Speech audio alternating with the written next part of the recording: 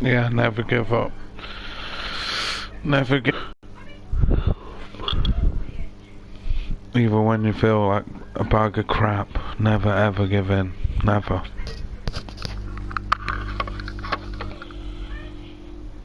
Evaluate where you are. Look at it, assess yourself. Assess yourself and assess the situation. What brought you there? What has brought you to this point? What did you learn from it? Are you learning anything, or are you doing it over and over and over again? Somebody said that insanity is doing the same thing in the same way, expecting a different outcome. Don't let this year be like last. And if last year was great, still don't let it be that way. Raise the standard. If your life is perfect and extraordinary, you darn well know you're not going to be happy unless you keep making it better. That's what makes us feel alive. It's not what we get that makes us happy. It's who we become and what we're able to give because we become more. If you want to begin to move, you've got to clear your mind of all the unnecessary luggage and baggage that's weighing us down. You're going to have people to do things to you. Things are going to happen to you. And the most important thing to do is to harness your will and let it go. And move so you can grow. So you can get on with your life. It doesn't matter about what happens to you. What matters is, what are you going to do about it? If there's anything that'll shift your life, that'll get you to thrive in a difficult situation, is take some massive action. Try something else. Change it, try it, move it. Progress equals happiness. If you can start to make progress, if you can get yourself going, even if it's not perfect, if it doesn't work, you know what to do. Just change your approach. If that doesn't work, change your approach. So often in life, people don't begin the journey because they're not quite sure what to do or how to do it right or how to do it perfect. You want to change your body? Get yourself moving. Don't wait for the perfect trainer. Just go out there and move. Put on your shoes and move and get momentum. I'm going to turn this situation around. I'm not going to sit back and moan and cry over what happened and what went wrong and who did what. I'm going to do something about this situation. The other thing is take full responsibility. See, a lot of people want to exempt themselves from taking responsibility. All they want to do is talk about the problem. Every time you see them, they'll tell you their story over and over and over and over again. No. You want to take responsibility for your life. I got me here, I can get me out of this. And I'm getting out. I'm not going to be a volunteer victim. And so all you're looking for are new breakthroughs through practice and practice and practice. You'll get better and better and better. And there's still some things that will happen to you that will catch you on the blind side that you did not anticipate. You'll get knocked down, but you won't be knocked out. And so I say to you, it's possible you can live your dream if it's becoming a diamond, if it's having more, if it's achieving more, if it's being a better father, being a better mother, whatever it is, overcoming addiction, changing our society. It's possible you can live your dream. It's necessary that you have a plan of action, that you're resilient, that you stick to, and you work with the system, that you work with people, that you give support, and that you be there for them, that you have the vision and never give it up, that you become creative and relentless and keep on coming back again and again and again, and that it's you got to take personal responsibility to make it happen, and that it's hard. Easy is not an option. And when life knocks you down, jump back up and say, it's not over until I win. Forget about your past and make the rest of your life the best of your life. Avoid people and situations that upset you. See, there's some people that know just how to push your button. They know just what to say.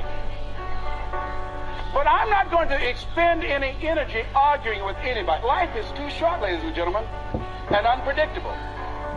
I don't want to spend my time arguing with anybody, so I avoid situations that will get me upset. I don't argue with people. Draw the line, ladies and gentlemen. There are certain things that we just go through life just taking, and at some point, you just got to draw the line and just say enough is enough. You got to do that with yourself. One negative stroke is 16 times more powerful than a positive stroke. And if you have people around you who are not sensitive to who you are, and the people that can hurt you the most, ladies and gentlemen, are the people that you love. that you love. They're the ones that you're vulnerable to. They're the ones that can get to you. And if they're insensitive, I don't care who they are. See, if you don't draw the line with people, if you just let them run rampant in your life, and you let things happen to you that you don't feel good about, if you continue to allow it to happen, you won't feel good about yourself. Your image of yourself will erode. So you've got to draw the line. Why do people just go to a job where they're miserable, day in and day out? Why do people stay together and they're miserable, sleeping in separate rooms, or arguing, or the only thing they have in common is paying the bills? Don't talk, don't communicate, don't share anything together.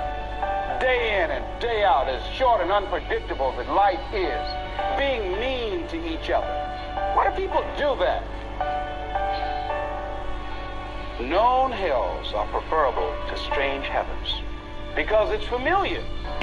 See, life is rough, ladies and gentlemen. It's rough, and it's scary. It's scary growing. It's scary taking a chance. It's scary acting on your intuition, on your guts. It's scary. It's frightening. There are people that's tolerating things right now, and they're immobilized by fear. They can see the hammer coming, and they're afraid to even move because it's scary.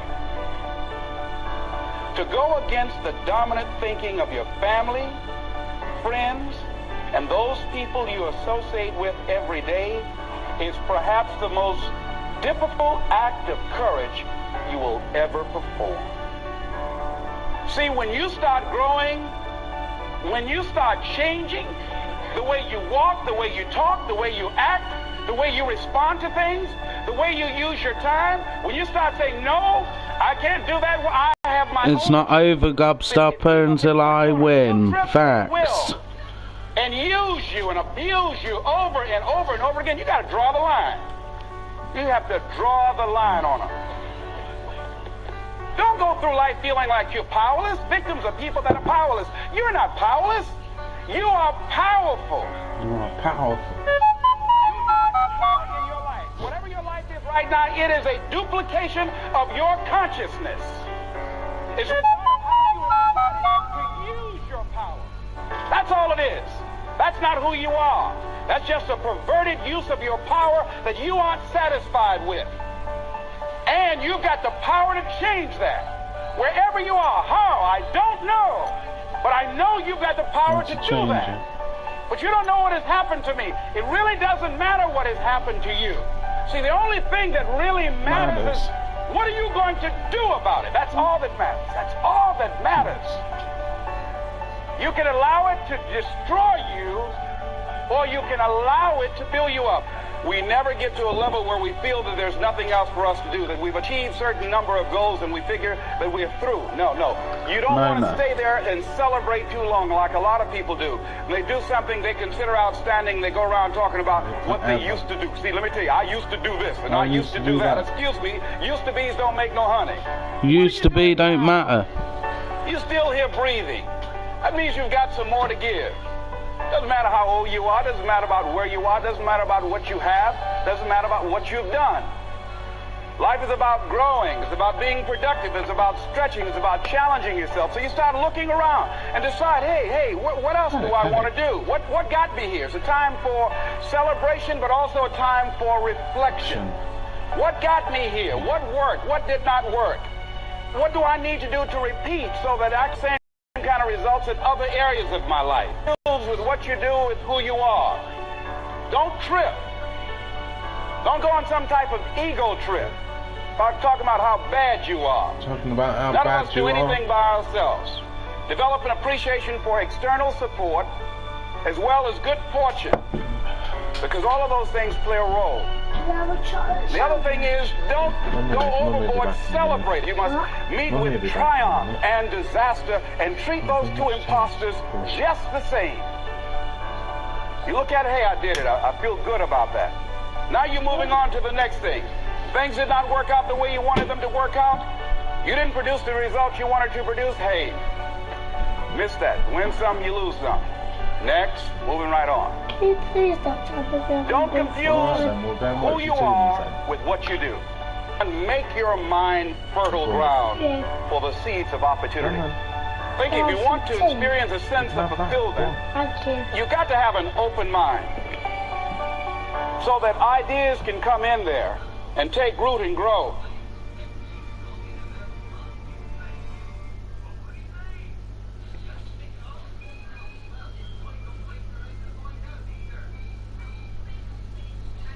Allow me to share with you how you can find a life of freedom, financial independence, and job satisfaction.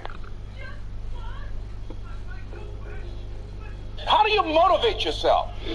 One of the things that we must do is that we must be involved in working on achieving self-mastery. You must work on yourself continuously. Never be satisfied with yourself. Always know that as you invest the effort and time on you, that's the greatest ability that human beings have above animals. See, a dog can't be anything but a dog. Tree can't be anything but a tree. Human being, you've got unlimited potential. Unlimited you can put effort on you, and by concentrating on you and developing you, you can transform your life wherever you are right now.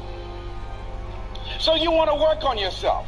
You want to read books that inspire you and motivate you. You want to listen to tapes over and over and over again. And I suggest that you listen to tapes when you first get up in the morning. You want to control the spirit of your day. When you first wake up in the morning, your mind is operating at 10.5 wave cycles per second. That's when the subconscious mind is most impressionable. Whatever you hear in the first 20 minutes when you wake up, that will affect the spirit of your day. When you listen to tapes, listen with relaxed belief. Believing that this can happen for you. And by listening to them, listen to them over and over and over again, and you will get a breakthrough. And as you continue to work on yourself, you will begin to expand your vision of yourself. You begin to work towards self-mastery. And you will begin to see it reflect itself in all the dimensions of your life, your mental life, your physical life, your social life, in your relationships, your monetary life. I was in my comfort zone. I was doing just enough to get by. I was working on a job. They paid me just enough to keep me from quitting, and I worked just hard enough to keep from getting fired. How many know people like that? Blink your eyes. You understand what I'm talking about. I was pogged. I knew I could do more. But when my mama died, it took something out of me. When I went through a divorce, it took something out of me. When my best friend died, it took something out of me. I paused. And somebody said that life is like an onion. You have to peel it one layer at a time. And sometimes you cry. Life's going to happen to you when you have a dream. You're going to get slapped around. And don't take it personal. Don't ask, why did this have to happen to me? Why not you? Who would you suggest? You want to give us some names, some email addresses? And don't tell everybody. 80% don't care, and 20% glad it's you. It's called life. Suck it up and move on. Get over it.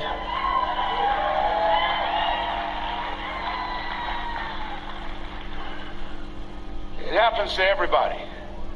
Here's the other thing is you look at your goals and look at your dreams. When you're going through some stuff, repeat out to me, please. When things go wrong, don't go with them.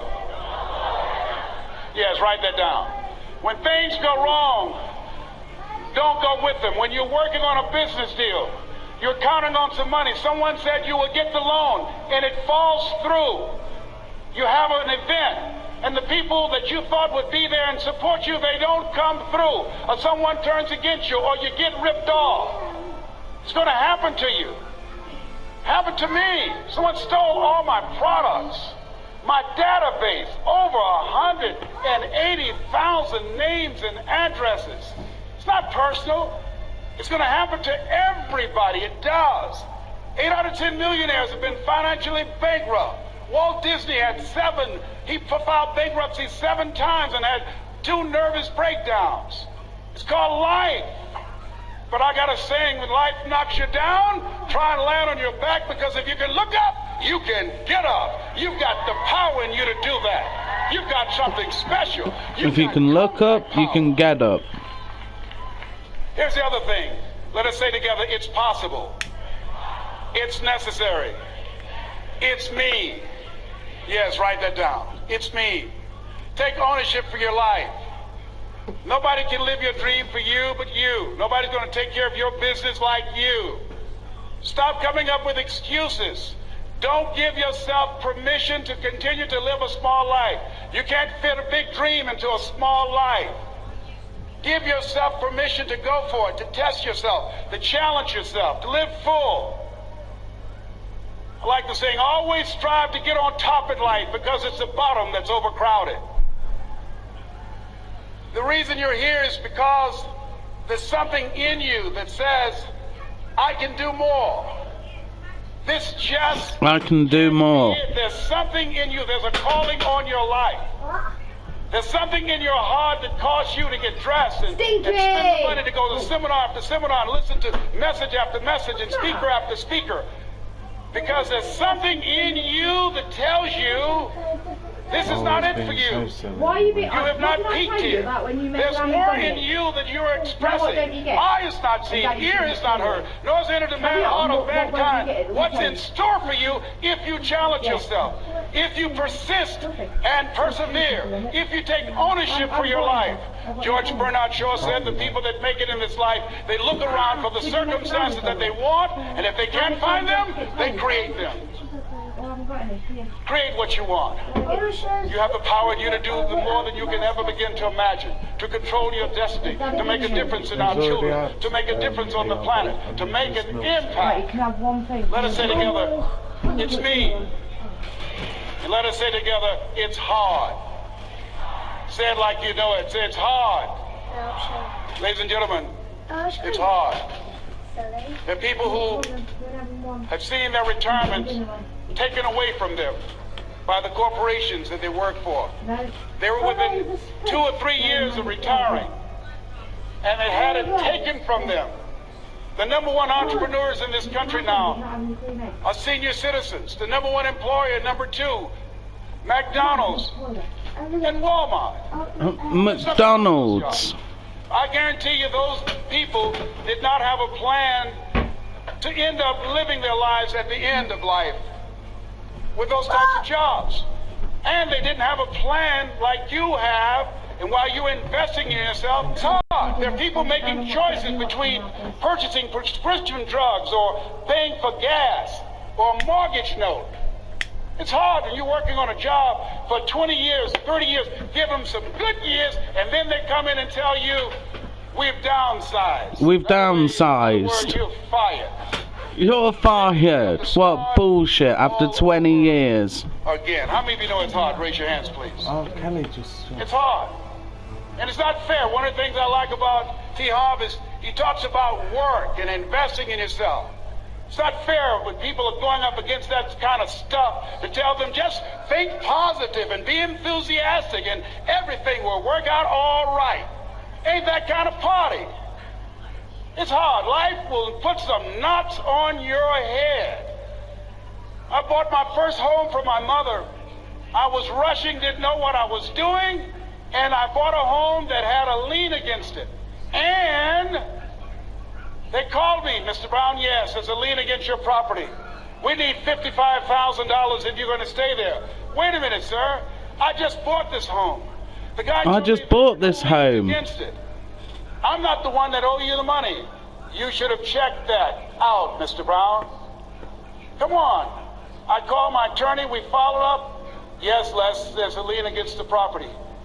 But he told me there were no liens. He lied, obviously. Oh, my God. He lied. Because he admired the fact that I was buying this for my mother and that he was adopted, and he identified with me. Les, he suckered you. He played you, man. So what? Well, would they take payment arrangements? What about $5,000 a month? They want all the money, Les. They want all the money, or you're going to have to get out. The house is going up for sheriff's sale. Do you have it? No, I don't have it. Can they give me some time? Tell them to give me 3 months, please. Give me 3 months. My mother's in her 70s, man. She has a bad heart. Don't do this to me. This is my dream. Don't do this to me. Please, let me talk to them. Les, I'm talking to their attorney. They don't want to talk to you. I've got to talk to the attorneys. Do you have the money? No. Will they give me 3 months? No. What about 2 months? No, Les. They want the money in 7 days. They want the money in 7 days. Oh my God. Let me call you back. I'm not sure. And I walked the floors thinking, God, how could this happen to me? I gotta figure this out. How could this happen to me? I gotta figure this out. It seemed like the days are just ticking off. Thursday, I had to call them and let them know. They called me. Les, do you have the money? No, I don't. Friday, you have to leave. The sheriff will be there. You'll have to leave, Les. They're gonna take my house. What about my down payment? You lost it, Les. You lost it. Okay. I gotta go, yes. I prayed, Lord, please. If you show me that you're real, if you're really real, you think Paul worked for you. You haven't seen anything. Don't let me lose this house and watch what I'll do for you. Hey, Puppy Seed. I'm trying to cut a deal. Have you ever tried to cut a deal? It's amazing how spiritual you get when you get in trouble. You know what I mean? When I was diagnosed with prostate cancer, I was going to bed with the Bible and the Holy Quran and Science of Mind and Joel Goldsmith, everything I could find. I was praying to Jesus, Yahweh, Melchizedek, everybody. I was calling on everybody. I was praying to everyone. Amazing. And there I was, walking the floor, 3 o'clock in the morning, and I had to go and wake my mother up. I got on my knees and I said, Mama, I said, I need you to wake up. She said, what's wrong, Leslie? I can hear you walking back and forth. I'm not asleep, son.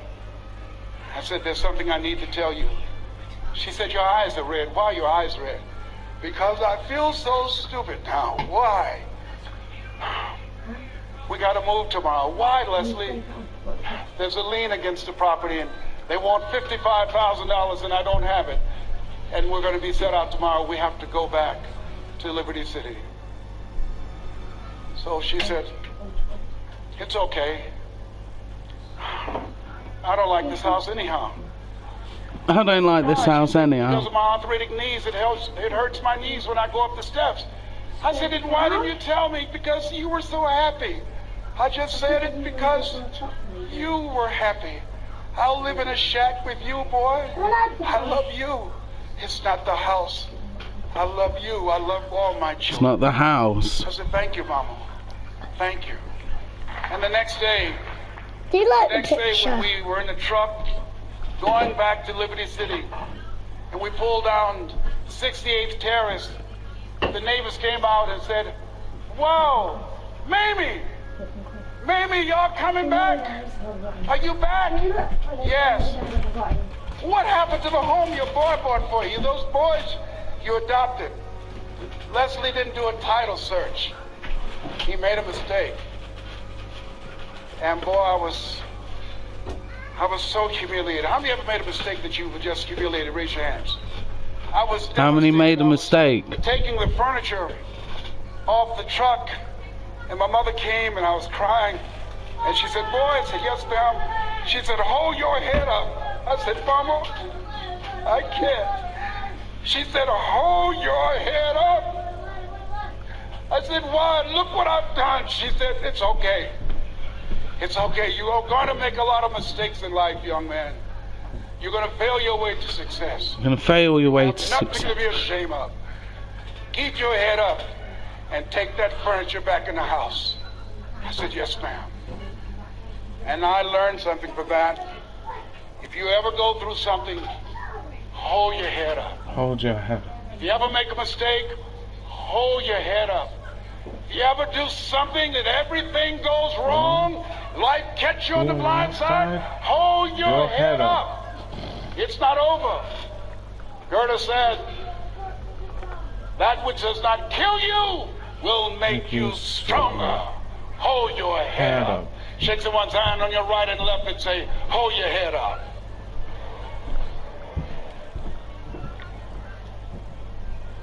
Here's something else, ladies and gentlemen. Repeat after me, please. You gotta be hungry.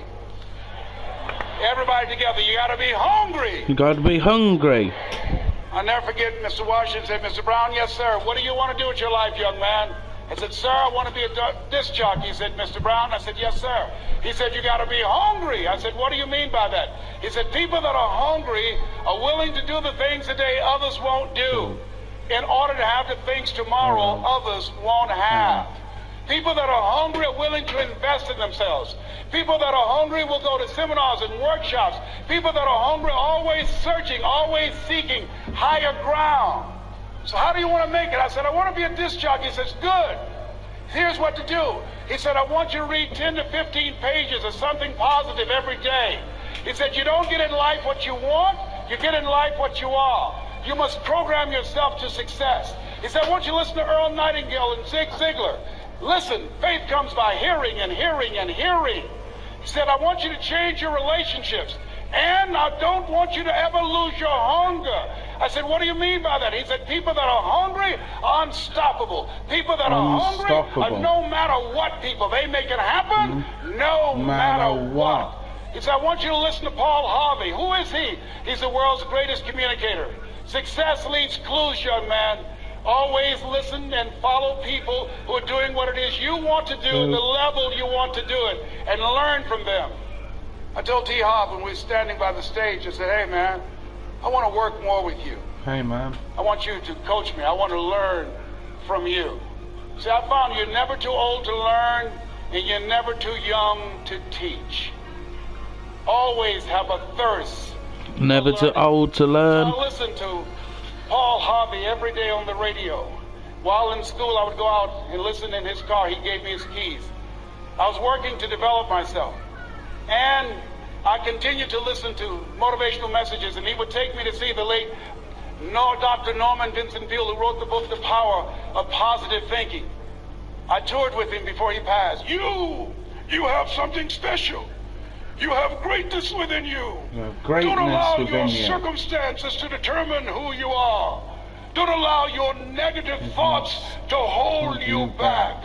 You have something special. You can do more than you can ever begin to imagine. Dr. Peale was an incredible man. I admired him when he spoke. He gave me goosebumps. I can feel him in my heart. And I never forget, we were coming back to the school, and Mr. Washington said, Mr. Brown, yes, sir. When Dr. Peale spoke, you didn't move. When he spoke, you were hanging on every word. When he spoke, we didn't have to tell you to sit down and be quiet. Why? I said, sir, I could feel him when he talked. I felt like he was talking to me, sir. Like he was talking to me? He was. I said, but he doesn't know me, but he was speaking to you. Did you feel him in your heart? I said, yes, sir. He said, most people feel him in their head. If you felt him in your heart, he said, listen to him, sir. Follow him, learn from him. And I would go to seminars and workshops. Anywhere I would find where Dr. Peale was, I would be in the audience. I would drive 200 and 300 miles just to hear him speak. And my dream and vision was to share the stage with him. I thought about it. What is your goal? What is your vision? I want you to hold it in mind. There's some power in that. Because when I became involved in speaking, I never forget, I got a call from Og Mandino, who wrote the book, The Greatest Salesman in the World. He said, Les, I'm stuck in Philadelphia. I need to be in Kankakee.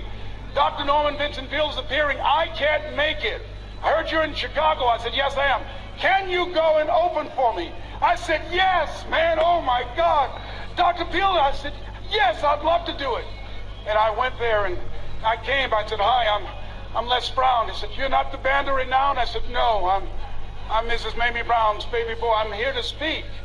He said, come backstage. And his wife, Martha, was there. And she said, Papa, Les Brown is here, the speaker. And he said, Les Brown, shoot for the moon. Because even if you miss, you'll land among the stars. You'll land among the I said, stars? sir, that's my quote. I wrote you when I was in the 11th grade. I was a part of a special education class project. That's my quote. He said, I know. I end all my speeches with that quote. And Dr. Peale had a great sense of humor.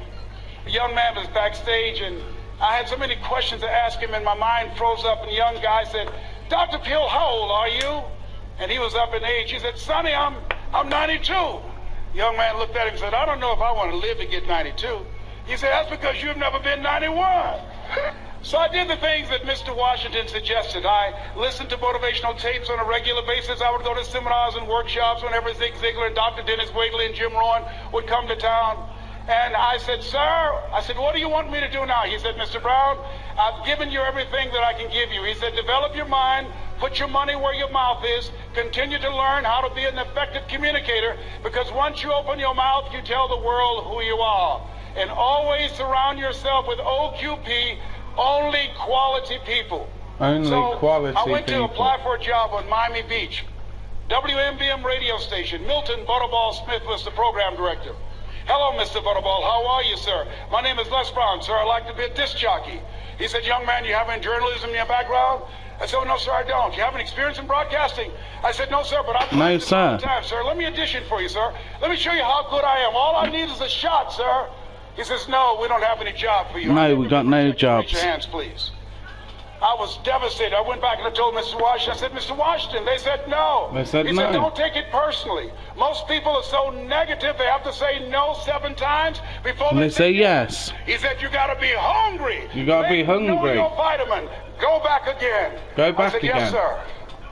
Hello, Mr. Butterball. How are you, sir? My name is Les Brown, sir. I like to be a disc jockey. Young man, weren't you here yesterday? Weren't you here yesterday? Yes, didn't I tell you no yesterday? I didn't tell you no yesterday. Why are you back today? Well, sir, I didn't know whether or not somebody was laid off or somebody was fired. No, somebody was not laid off or fired. Nobody Get was out laid of here. off or fired. Now, get on out of here. I came back the next day. Hello, Mr. Butterball. How are you, Hello, sir? Mr. Butterball. How are you? I like to be a disc jockey. I know what your name is. Weren't you here Well, the yeah, last 2 days? 2 days. Yes, I was. Didn't I tell you no the last 2 days? Did I tell you no the last 2 days? I didn't know whether or not someone got sick or someone died, sir. No, no one got sick or died. No one was laid off or fired. Now don't you come back here again. Don't come back here I came again. back the next day talking loud, looking happy like I was seeing him for the first time. I said, oh, Like I've seen him for the first time. Hello, Mr. He Butterball. with rage. He says, go get me some coffee. I said, yes, sir. Yes, sir. My favorite book says the greatest among you will be your servant. How many of you are serious about your goals and dreams? Raise your hands. Raise your Very hands. good. Write this down. Provide more service than you get paid for. Provide more service than you get paid for. Than you get paid for. I go to a lot of seminars and workshops. And one of the things I know about T. Harv Eckert, when I was sitting in the class with Robert Raphael and all of the other presenters, they hold themselves to high standards and they provide more information than anybody else in the industry, bar none. They hold nothing back because their commitment is for your success. And when you hold yourself to high standards, write this down, impact drives income. That's why you're here. Because the training, the seminars, been making a difference in your life. If they did not have impact, 200 or 300 people would be here, if that amount. Impact drives income. So I would go get their lunch and their dinner, and I would bring it to them in the control room. And I'd watch them working the control boards, knowing my time will come. Write this down. I expect to reach my goal. I expect to reach my goal. Spirit of expectation. I expect to reach my goal. So I started preparing for the next position. Never forget one quote that I heard. As you look at your life, you look at your goals and dreams. It's better to be prepared for an opportunity and not have one than to have an opportunity and not be prepared. And not if be you expect prepared. to reach your goal, prepare yourself. And so then pretty soon, the guys at the station, you write this down, build relationships. As you're aware, people deal with people that they know, like, and trust. And so they would say, Leslie, yes, sir. Come here, yes. Come outside. Who did this? Oh, your car? Yes. Who cleaned my car? I did, sir. I did, sir. I waxed their cars on the weekend, inside and out. Wax their cars on the weekend. Oh, nothing, sir. I just wanted to help out. I was Nothing. providing more service than I got paid for. I was building relationships. They said, whoa, look here. Donna Ross and the Supremes are coming to town. The Four Tops and the Temptations. Here are my car keys. Pick them up for me and take them to the Fontainebleau Hotel on Miami Beach. I said, yes, sir. I would drive them all over Miami Beach in the big, long Cadillacs. I didn't have any driver's license, but I was driving like I had some. I was driving like I had some. Then one day, it was a Saturday afternoon. A disc jockey by the name of Rockin' Roger was drinking while he was on the air. It was a Saturday afternoon, and I was the only one there. Rockin' Roger got so drunk, he could not complete the show. He started slurring his words. He's about to fall off the chair. And there I was, looking at him through the control room window. There I was. Back and forth. Young, ready, and hungry. And hungry. I was saying, drink, Rock, drink. Drink, Rock. I'd have gone and get him some more if he'd asked me to. Then pretty soon the phone rang. It was the general manager, and I answered the phone. I said, hello? He said, young boy, this is Mr. Klein. I said, I know. I know. Can't finish this program. I said, I know. I know. He said, would you call one of the other DJs in? I said, yes, sir. I said to myself, he must think I'm crazy. I called my mom and my Call one of the other DJs my ass. Turn up the radio. I'm about to come on the air. I'm about to come on the air, bitches. I waited for about 20 minutes, and I called him back. I said, Mr. Klein, I can't find nobody. He said, young boy, you know how to work the controls? I said, yes, sir. He said, go in there and segue the record, but don't say nothing here. I said, yes, sir. I couldn't wait to get old Rock out of the way. I put on a fast record. I said, look out, this is me, LB Triple P. Les Brown, your platter playing papa. There were none before me, and there will be none after me. There'll be none after me. Only young and single and love to mingle, certified, bona fide, indubitably qualified to bring you satisfaction and a whole lot of action. Look A out, whole baby. lot of action. I was hungry. I was hungry. Get old man a round of applause. I was hungry. I was hungry. You gotta be hungry. You gotta be hungry. Shake someone's hand on your right and left all around you and say, you gotta be hungry. You gotta be hungry. To get those dreams out of your head and step into your greatness, you gotta be hungry. To get those ideas, that talent, that gift out of your system, you gotta be hungry. To get up off the canvas of life and understand what Willie Jolly meant, that a setback is a setup for a comeback. You gotta be hungry. Comeback. People that are hungry are willing to do the things today others won't do in order to have the things tomorrow others won't have. How many of you got value out of what you've heard thus far? Raise your hands, please. Very good. I would like to leave this with you. I don't know what your goals are. I don't know what you want to do. Here's what I know about you.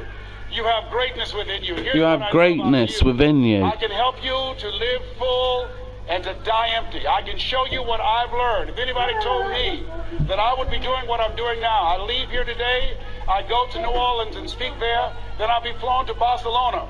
If anybody told me, given my circumstances, born in an abandoned building on a poor section of Miami, Florida, called Liberty City, if both my birth parents stood up and said, hello, son, I would not know either one.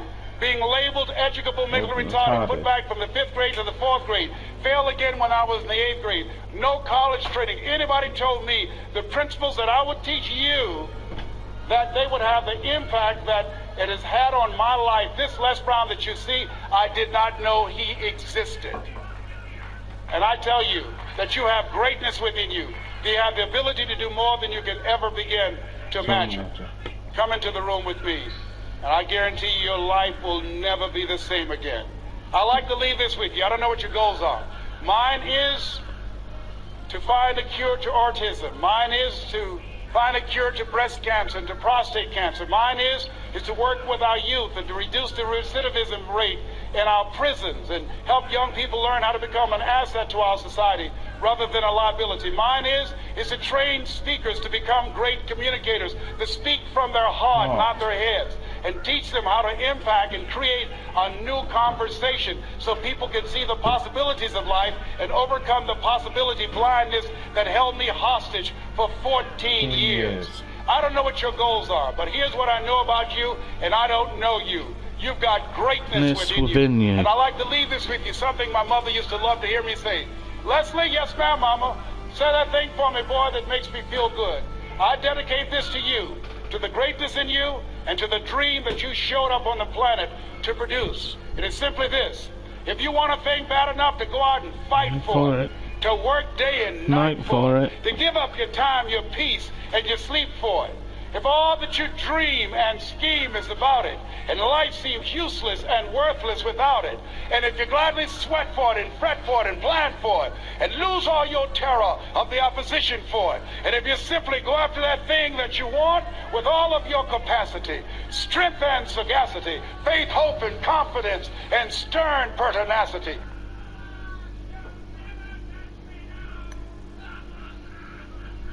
then you'll get it. Facts.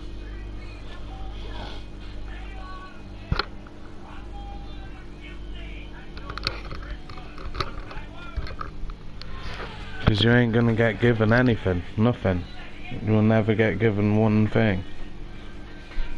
So you'll have to claw and scratch and fight for all of it.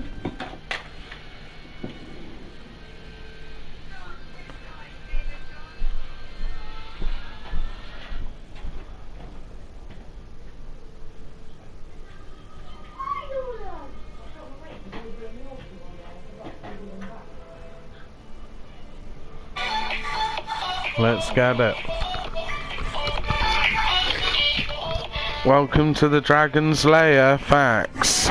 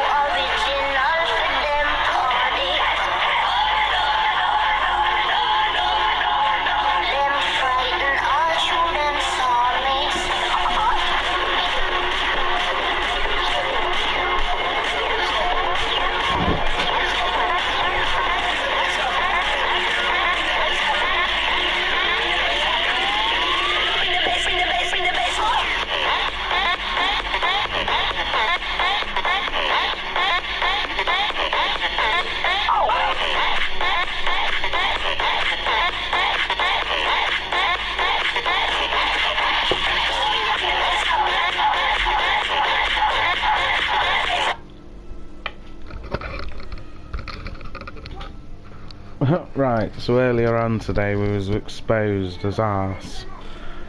3 losses in a row. 3 terrible losses in a row. You're arse for that. Straight arse.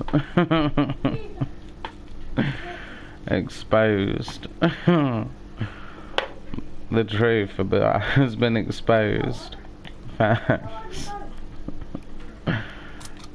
Let's have a look at this thingy.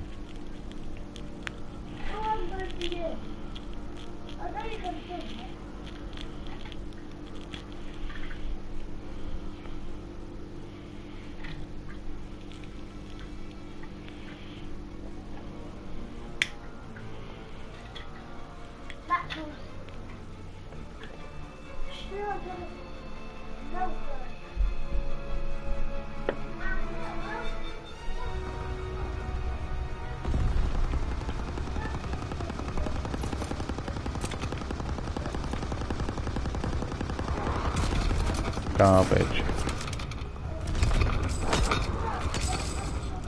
Garbage.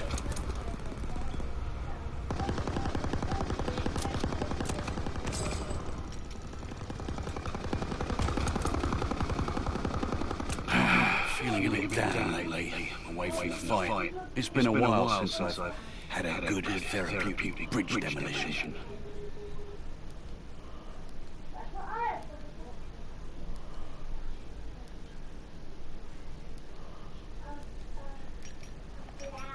Contracts.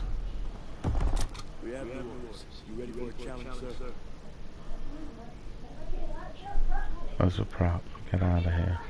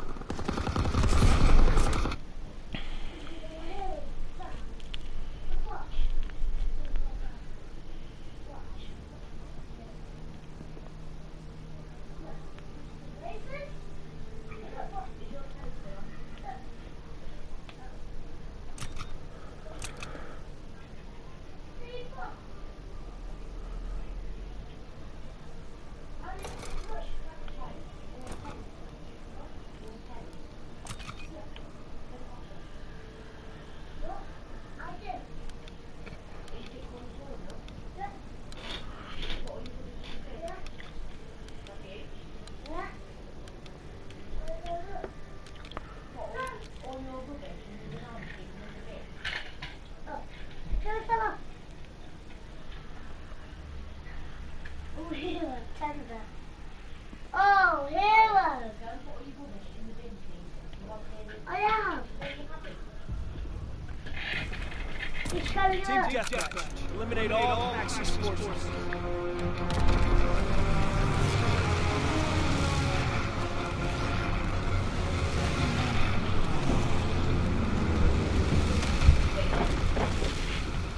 Advance and take position.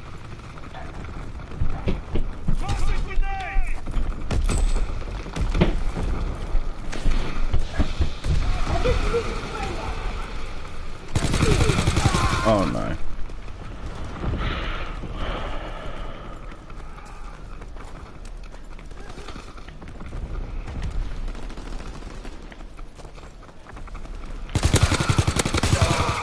No, dear.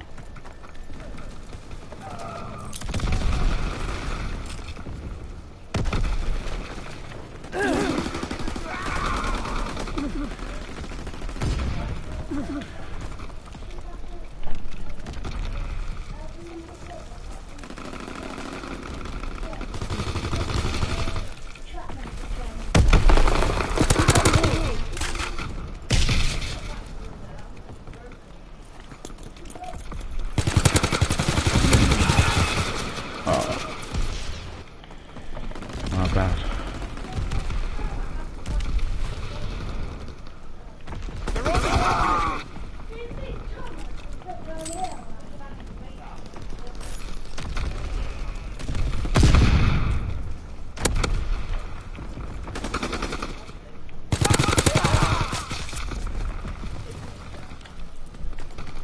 Shotgun!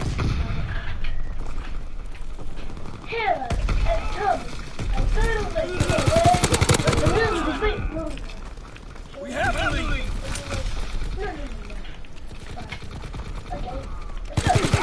No, jeez. Recon airborne. What is that? Enemy down. Hey, what's that? What's that now?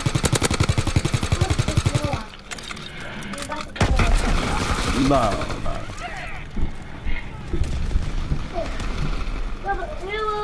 What's good?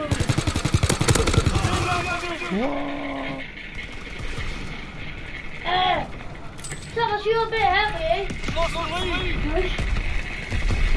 There, it's trying to push. But Thomas is a bit heavier. Maybe.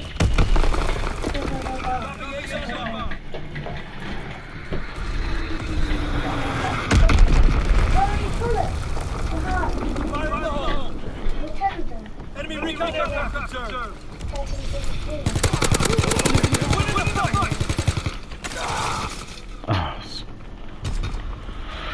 Oh, my bad.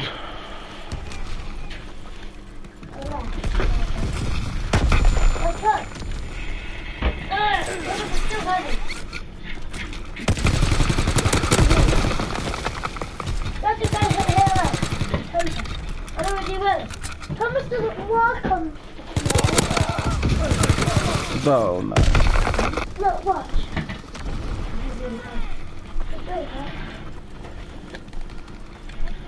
It was catching him. We're winning the fight. Stop them. Thomas is trying. Oh no, it's clutch. But Thomas is trying to win. Look, he's trying to win. No. He's trying to win. Boom! Looks like I was right. And here was this way. I don't see. I won. Looks like here was the fastest. And one away shout. Here, 15.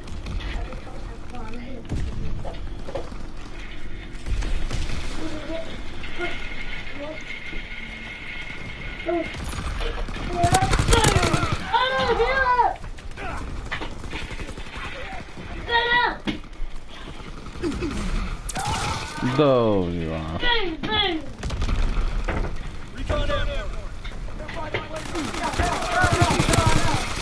God dang it.